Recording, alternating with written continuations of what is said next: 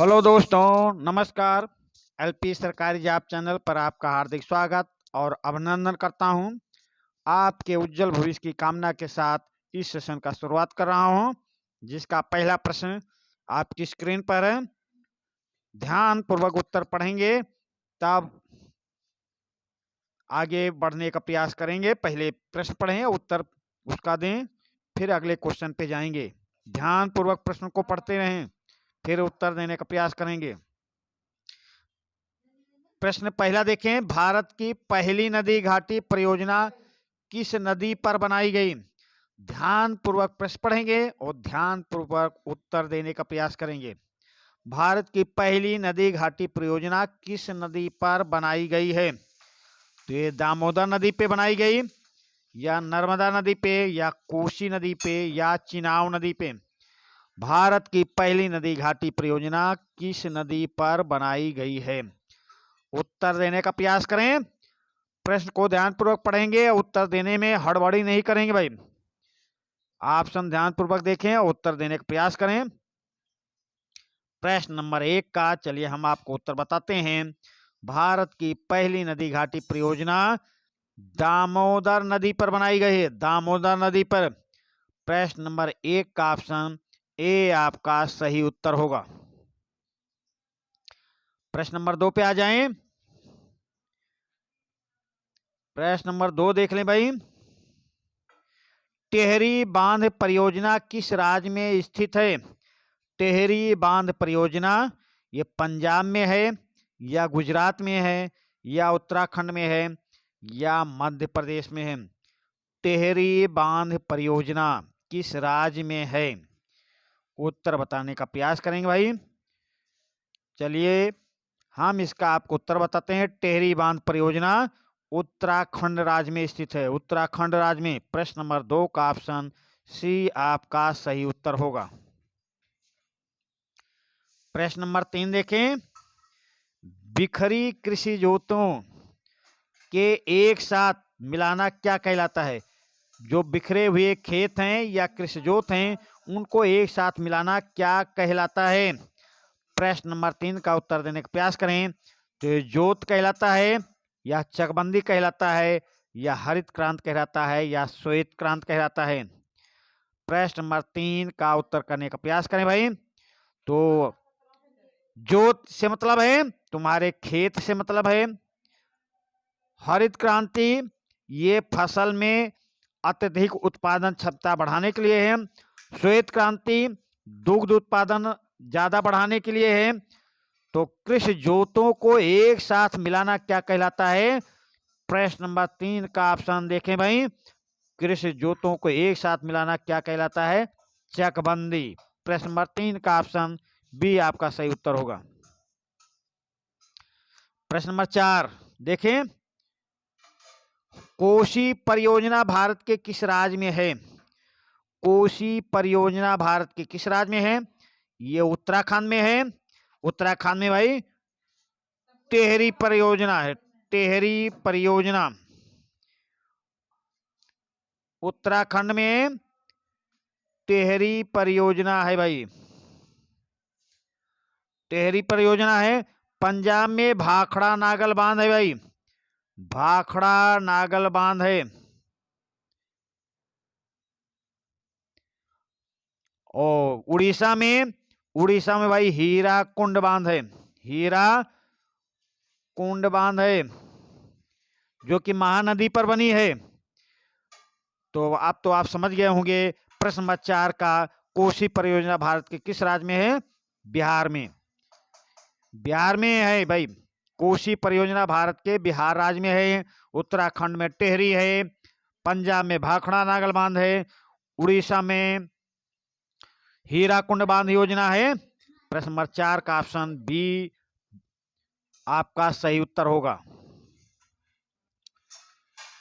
बहुउद्देशीय बांध किस लिए बनाए जाते हैं? बहुउद्देशीय बांध किस लिए बनाए जाते हैं? सिंचाई के लिए बनाए जाते हैं, या विद्युत उत्पादन के लिए, या मनोरंजन के लिए, या इनमें से सभी के लिए? तो बहुउद्देशीय बांध किस लिए बनाए जाते हैं? तो बहुउद्देशीय, जैसा कि नाम से ही आपको लग रहा है, इन सभी के लिए बनाए जाते हैं। प्रश्न नंबर 5 का ऑप्शन डी आपका सही उत्तर होगा।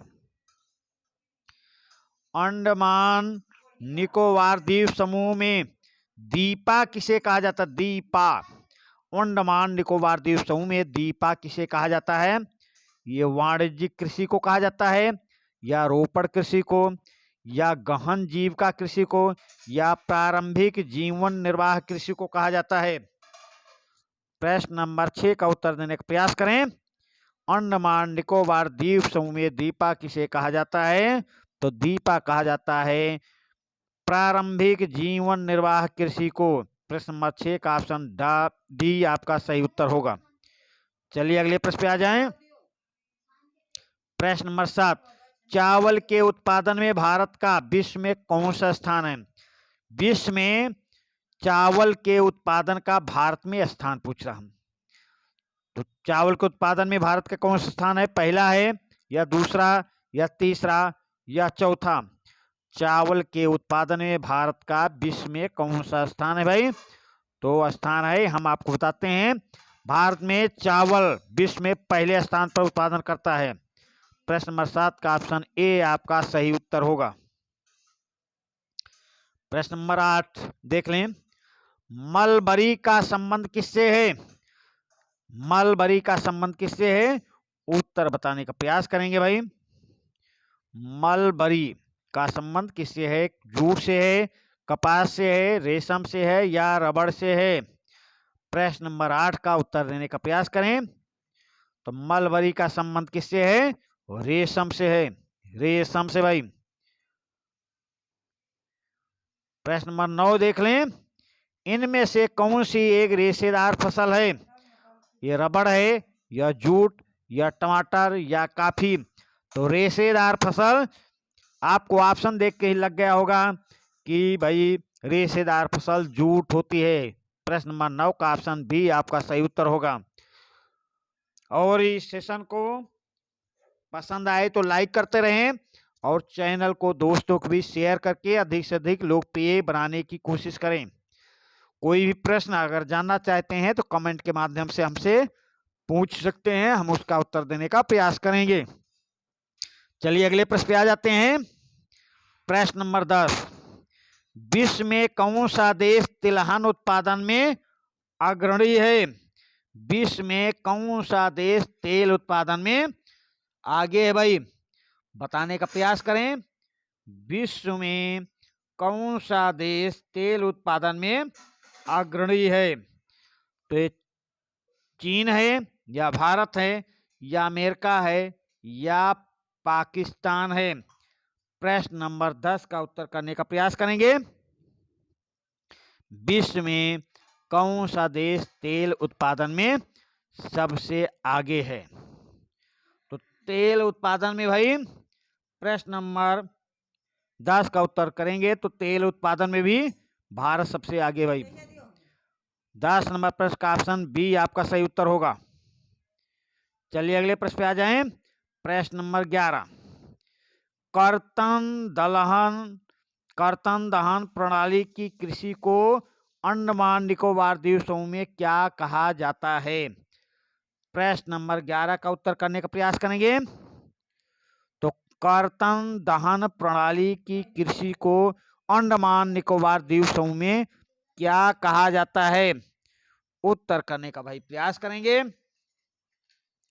तो चलिए हम आपको बताते हैं, कर्तन दहन प्रणाली की कृषि को अंडमान निकोबार द्वीप में झूम कृषि कहा जाता है, झूम कृषि। प्रश्न नंबर 11 का ऑप्शन ए आपका सही उत्तर होगा। प्रश्न नंबर 12 पे आ जाएं। भारत का गन्ना उगाने में विश्व में कौन सा स्थान है? भारत में गन्ना उत्पादन विश्व में किस स्थान पे है भाई? गन्ना उत्पादन में भारत किस स्थान पर है? प्रश्न नंबर 12 का उत्तर करने का प्रयास करेंगे। तो विश्व में गन्ना उत्पादन में भारत द्वितीय स्थान पे है, द्वितीय स्थान पे। प्रश्न नंबर 12 का ऑप्शन बी आपका सही उत्तर होगा। प्रश्न नंबर 13 देख लें। मूंगफली के उत्पादन में किस राज्य का भारत में प्रथम स्थान है? भारत के किस राज्य में मूंगफली सबसे ज्यादा उत्पादित की जाती है? प्रश्न नंबर 13 का उत्तर करने का प्रयास करेंगे। भारत के किस राज्य में मूंगफली का उत्पादन सबसे ज्यादा है? प्रश्न नंबर 13 का उत्तर करें भाई। ये आंध्र प्रदेश में सबसे ज्यादा है, या गुजरात में, या तमिलनाडु में, या कर्नाटक में? तो मूंगफली के उत्पादन में भारत में प्रथम स्थान पर आंध्र प्रदेश है। प्रश्न नंबर 13 का ऑप्शन ए आपका सही उत्तर होगा। चलिए प्रश्न नंबर 14 पे आ जाएं।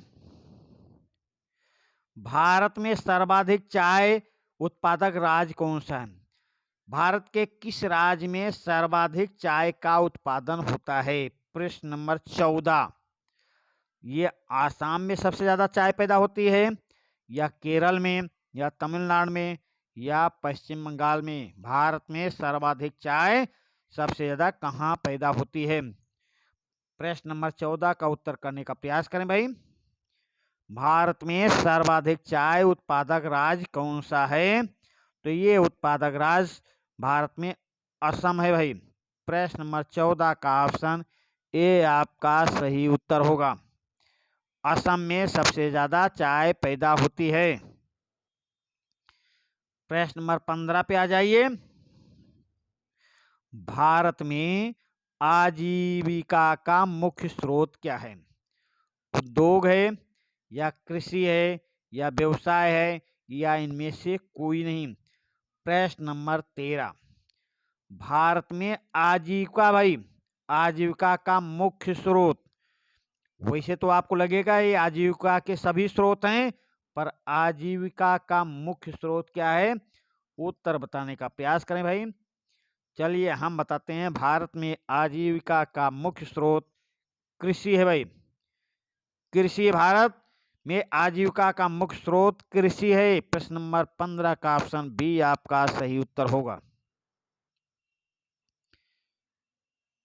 चलिए भाई प्रश्न नंबर 16 पे आ जाते हैं। कर्तन दहन कृषि, जिसे झूम कृषि कहा जाता है, किस राज्य में की जाती है?